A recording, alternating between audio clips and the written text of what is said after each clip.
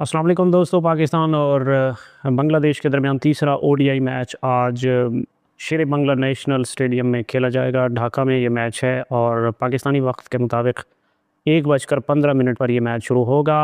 वाज़ेह है कि सीरीज़ 1-1 से बराबर है और आज इसका फ़ाइनल और डिसाइडर मैच खेला जाएगा। अब देख रहे ये है कि अगर पाकिस्तान जीतता है तो ये सीरीज़ पाकिस्तान अपने नाम कर लेगा 2-1 से, और अगर बांग्लादेश जीतता है तो बांग्लादेश 2-1 से ये सीरीज़ अपने नाम कर लेगा। इससे पहले पहले ओडीआई मैच में बांग्लादेश ने पाकिस्तान को आउट क्लास कर दिया था और पाकिस्तान की बैटिंग बॉलिंग पाकिस्तान ने हर डिपार्टमेंट में पुअर शो दिखाया था, परफॉर्म किया था। और उसके जवाब में सेकंड ओडीआई में पाकिस्तान ने बिल्कुल वैसा रिप्लाई दिया जिसका रिप्लाई जैसा बनता था, बाउंस बैक किया और 128 रन्स के बड़े मार्जिन से बांग्लादेश की टीम को शिकस्त हुई। और इसमें माज सदाकत ने शानदार कारकर्दगी का मुजाहरा किया, जिन्होंने 75 रन्स की शानदार इनिंग्स खेली 46 गेंदों पे, जिसमें 5 छक्के और 6 चौके शामिल थे। तो अब बात करते हैं तीसरे ओडीआई मैच पर और जानते हैं कि आज की प्लेइंग 11 क्या होगी। सबसे पहले बात करते हैं ओपनर्स और जो टॉप ऑर्डर होता है आपका, जिसमें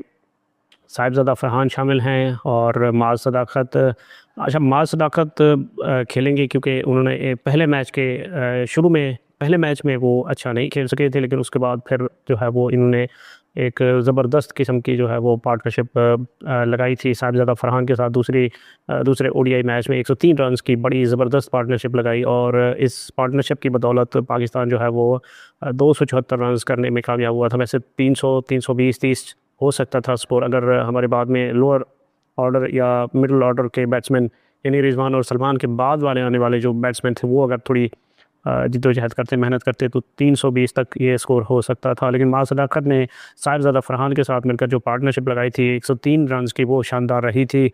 और साहिबज़ादा फ़रहान की बात करें तो साहिबज़ादा फ़रहान भी आज की प्लेइंग 11 का हिस्सा होंगे। उसकी वजह यह है कि पाकिस्तान के पास इनके अलावा कोई बैकअप नहीं है और कोई चॉइस नहीं है कि साहिबज़ादा फ़रहान अगर नहीं होते तो किसको शामिल किया जा सकता है। बहरहाल ये दो आपके ओपनर्स होंगे। इसके अलावा अगर नंबर 3 पर बैटिंग करेंगे तो वो होंगे शामिल हुसैन। शामिल हुसैन गो के पहले 2 मैचेस में बहुत ही बुरे तरीके से नाकाम हुए हैं और मैं समझता हूँ एक गलत शॉट्स खेलकर ऑलमोस्ट आउट हुए हैं। और इनको अपनी ज़िम्मेदारी सँभालना होगी, देखना होगी किस तरह से वो जो है वो परफ़ॉर्म करेंगे। इनको अपनी पोजीशन समझनी होगी और अपनी जो नंबर 3 की पोजीशन है वो जस्टिफ़ाई करनी होगी। पाकिस्तान वैसे कोशिश कर रहा है कि नंबर 3 पे उनको खिला रहा है। बेसिकली वो हैं ओपनर, तो ओपनर के बजाय क्योंकि अब जो है वो ओपन कर रहे हैं माज़ सदाकत साहिबज़ादा फ़रहान के साथ, तो इसलिए नंबर 3 पर भेजा जा रहा है। एक बार फिर से मौका दिया जाएगा और शाहीन शाफिदी ने वाज़ेह कहा है कि हम यंगस्टर्स को मौक़े देना चाहते हैं ज़्यादा से ज़्यादा, इसलिए तो आप भी शामिल हुसैन को रिप्लेस कोई भी नहीं करेगा और वो अपनी जगह पे खेलेंगे। उसके बाद अगर हम अपने मिडल ऑर्डर की बात करें तो जिसमें मिडल ऑर्डर्स के प्लेयर हैं और इसके अलावा ऑलराउंडर्स भी शामिल हैं, तो सबसे पहले होंगे रिजवान और सलमान अली आगा। तो इन्होंने अपनी जो है वो एक्सपीरियंस का इस्तेमाल करते हुए एक बार फिर से हमें ये देखने को मिलेंगे। अनफॉर्चुनेट रहा था पिछले मैच में जो है वो सलमान अली आगा आउट हो गए थे जल्दी, और लेकिन आज के मैच में एक बार फिर से वो होंगे और पाकिस्तान को स्टेबिलिटी फराहम करने के लिए मौजूद होंगे। बेसिकली वैसे अगर शाहीन कप्तान ना हो तो मुझे लगता है यही कप्तान होते। पीसीबी ने गलत एक बंदे को कप्तान बनाया हुआ है।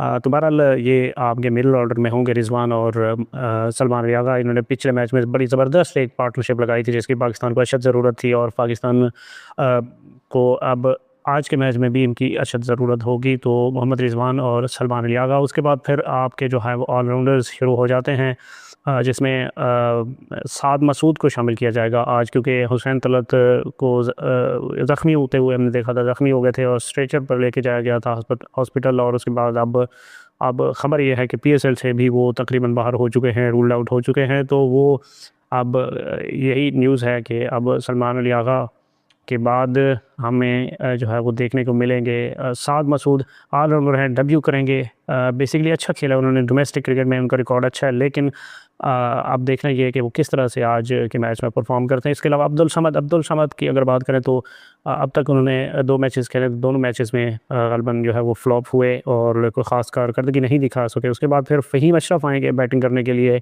और फ़हीम अशरफ जो है वो फिर पाकिस्तान को जो है वो आखिर में जो होती है थोड़ी हार्ड हिटिंग बैटिंग करके जो है वो पाकिस्तान को अच्छा स्कोर तक पहुंचाने की कोशिश करेंगे। तो ये हो गया आपके मेन बैट्समैन। तो इस तरह से पाकिस्तान की प्लेइंग 11 होगी कि जो पहले आपके 3 टॉप ऑर्डर के प्लेयर हैं, उसके बाद फिर मोहम्मद रिजवान, सलमान अली आगा, और उसके बाद फिर ऑलराउंडर्स शुरू हो जाएंगे। साद मसूद, इनको डेब्यू करवाने का इम्कान है, और उसके बाद अब्दुल समद, और फिर फ़हीम अशरफ, और उसके बाद फिर शाहीन शाफरीदी आएंगे कप्तान, और इसके बाद आपके वसीम जूनियर से पहले हो सकता है हारिस रऊफ़ आएँ, और वसीम जूनियर और हारिस रऊफ़ को शामिल किया जाएगा।